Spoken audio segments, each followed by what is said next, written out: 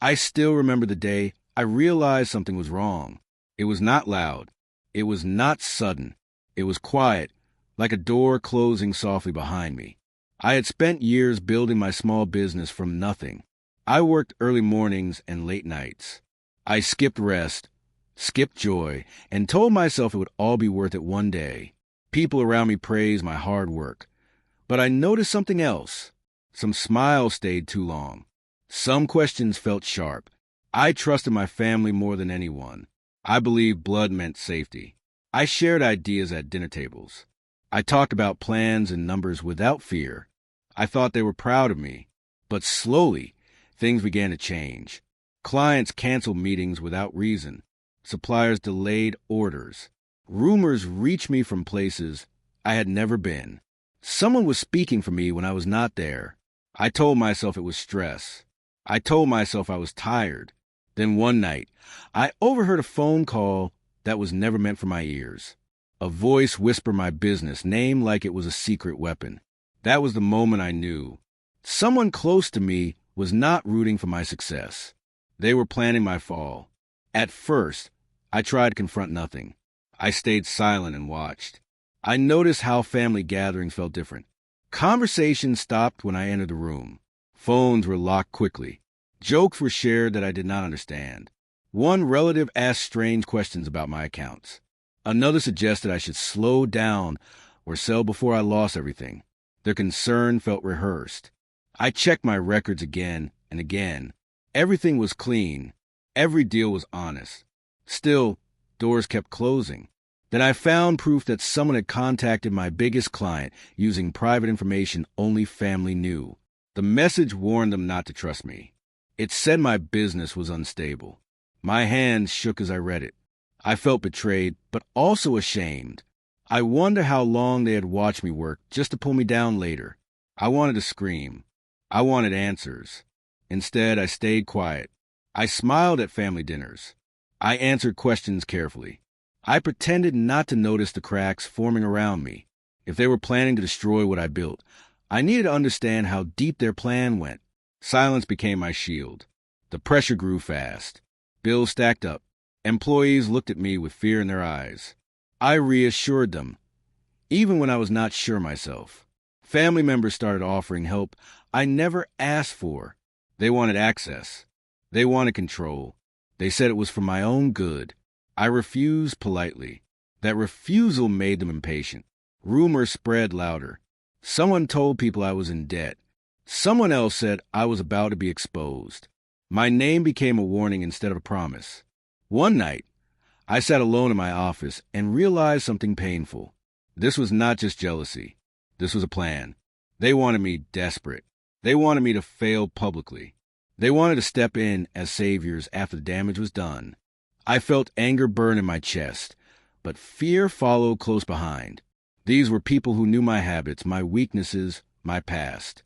But they underestimated one thing. I had built this business from nothing once, and I had learned how to survive quietly. That night, I decided I would not fight loudly. I would fight smart. I began to document everything. Every strange call, every message, every meeting request that felt wrong. I backed up records in places no one knew about. I changed routines. I limited information. I spoke less and listened more. Family members grew bolder. They suggested partnerships that favored them. They pushed for decisions that would weaken my control. They smiled while doing it. I played along just enough to keep them talking. One evening, I overheard a conversation that confirmed my fears. They spoke about my business like it was already theirs. They discussed timing, pressure, and public shame. They believed I was cornered. They were wrong. I contacted people outside my circle. Quiet professionals. Neutral voices. People who cared only about truth and numbers. Slowly, the fog lifted. What I found shocked me. The plan was bigger than I thought. It involved lies, false documents, and carefully planted stories. My hands trembled again, but this time not from fear. This time, it was from clarity. They had a plan to destroy me. But now, I had proof they never expected me to find. The hardest part was pretending nothing had changed. I laughed at jokes that hurt. I accepted advice meant to mislead me. I listened as my future was discussed like a finished story. Inside, I was building something new, not a business, a way out. I knew I could not expose them too early. If I moved too fast, they would change tactics. If I showed anger, they would paint me as unstable. So I waited. I strengthened what they tried to weaken. I secured accounts. I protected my employees. I rebuilt trust with clients quietly, one truth at a time. Every day felt heavy. Every smile felt like a lie. But I reminded myself of one thing. They believed the plan was working. They believed I was breaking. That belief was my advantage. Because while they were planning my destruction, I was preparing my escape. And when the truth finally came out, it would not just save what I built. It would change everything. The next few weeks felt like walking through a storm with no shelter. Every day brought new pressure. A supplier suddenly demanded full payment up front. Another canceled without warning. Each problem looked small alone, but together they felt planned. Family members acted concerned. They asked if I was sleeping well. They suggested I was stressed. One even said maybe I should take a break and let someone else manage things. I nodded and thanked them. Inside, I felt sick. I reviewed my records again and found something strange. Information had been shared from inside my system. Only a few people knew those details. All of them were family. That night, I locked myself in my office and made copies of everything. I stored them in places only I could reach. I wrote dates. I wrote times. I followed patterns. That was when I saw it clearly. The problems always followed family meetings. Every setback came after shared conversations. They were not guessing. They were acting. And I knew then that waiting too long could cost me everything. I decided to test them. At the next family gathering, I mentioned a fake plan. I spoke about a new deal and a new location. I made it sound important and urgent. I watched their faces carefully. Eyes lit up. Smiles tightened. Questions came fast. 2 days later, a stranger contacted me, asking about that exact plan.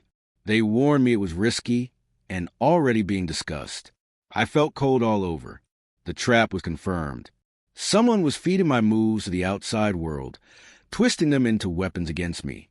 That night, I did not sleep. I realized the danger was not just business failure. It was reputation. Once trust was broken, rebuilding would be almost impossible. I stopped sharing everything. I spoke in half-truths. I changed decisions last minute. I kept my real plans locked inside my head. They grew frustrated. I could feel it. They had started the game. But now, they were losing control of it. Their tone changed. Concern turned into pressure. Advice turned into demands. One family member accused me of hiding things. Another said I was acting strange. They were right. I was hiding something, but not what they thought. I quietly met with a legal advisor. I asked questions without names. I showed proof without stories. Their face grew serious as they listened. They told me I was right to be careful. That meeting gave me strength. Back at work, I noticed my team was nervous. Rumors had reached them too. I gathered them and spoke honestly, without blame or details. I promised protection. Trust returned slowly.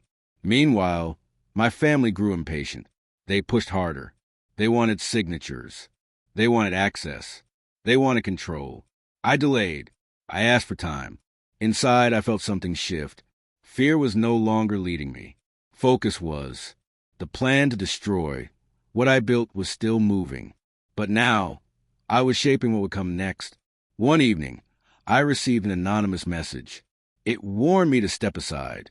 It said accidents happen when people fight too hard. My hands shook as I read it. This was no longer just business rivalry. This was intimidation. I reported nothing. I responded to no one. Instead, I strengthened my defenses. I limited contact. I moved meetings to public places. I stayed alert. Family members denied knowing anything. They acted offended when I hinted at betrayal. Tears appeared. Voices shook, but their timing was wrong. Their anger was too fast. I watched and listened. The more pressure they applied, the more mistakes they made. Dates did not match. Stories changed. Messages contradicted earlier claims. I recorded everything. Late one night, I sat alone and realized something painful but freeing. The people I trusted most were the ones pushing me toward ruin. Accepting that truth hurt more than the threats. But it also cleared my mind. I knew now that survival meant separation. I began to plan my exit carefully. Not from the business. From their control. I prepared documents they did not know about. I protected assets quietly. I rerouted power without noise. Family members thought I was weakening. They spoke louder. They bragged more. They believed the end was close. I let them believe it. I stopped arguing. I stopped defending myself. I acted tired. I acted unsure. That was the hardest role to play. But it worked. They moved faster. They pushed harder. They exposed more of their plan without realizing it.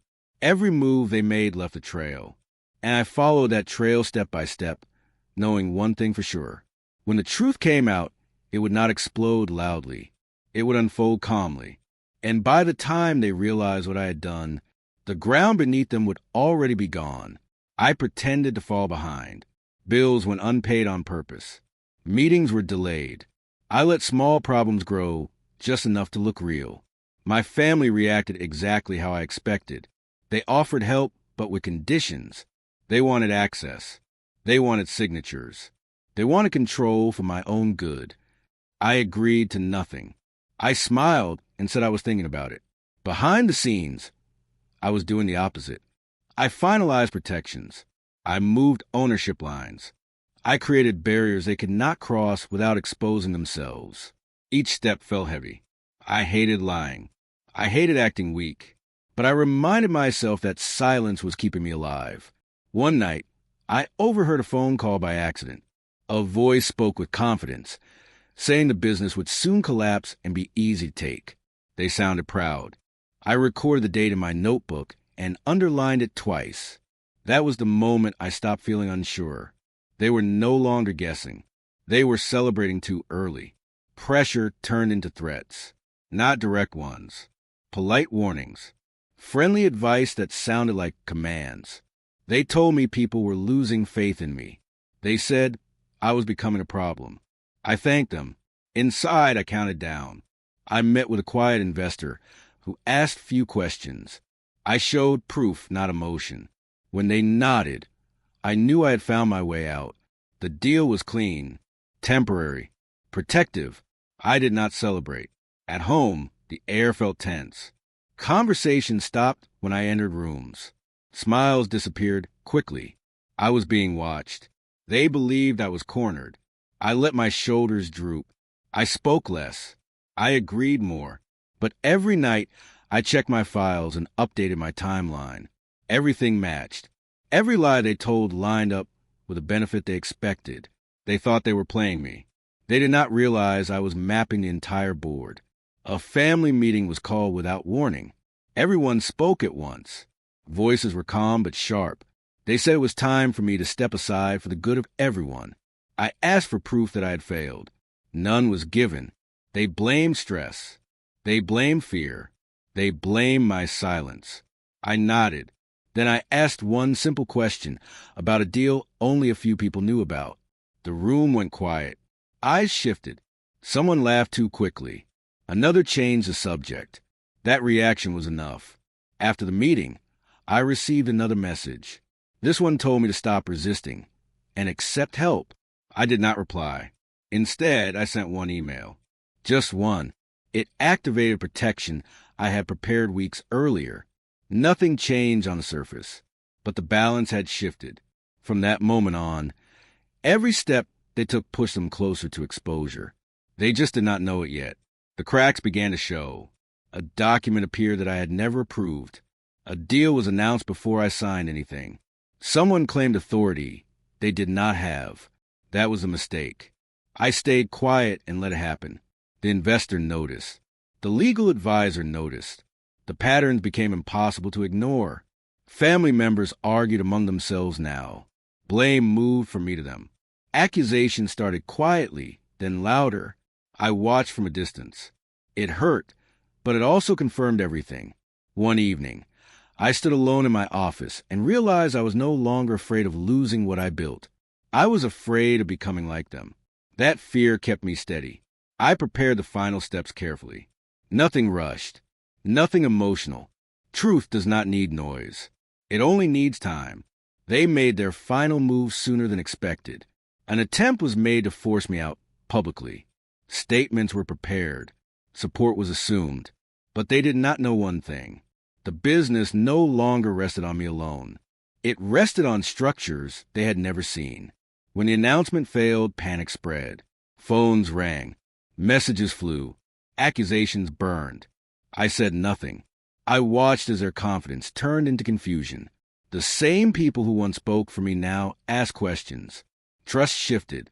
That night, I slept deeply for the first time in months. I knew the hardest part was still ahead. Truth hurts most when it is undeniable. But I was ready. I had not destroyed anything. I had survived long enough to let the truth stand on its own. The meeting was unavoidable. Everyone who mattered was there. The tone was serious. Questions were asked openly for the first time. I listened more than I spoke. When accusations were made, I did not interrupt.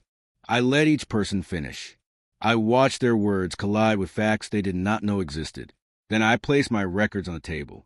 Dates, messages, copies, patterns. The room changed. Some people looked confused. Others looked afraid.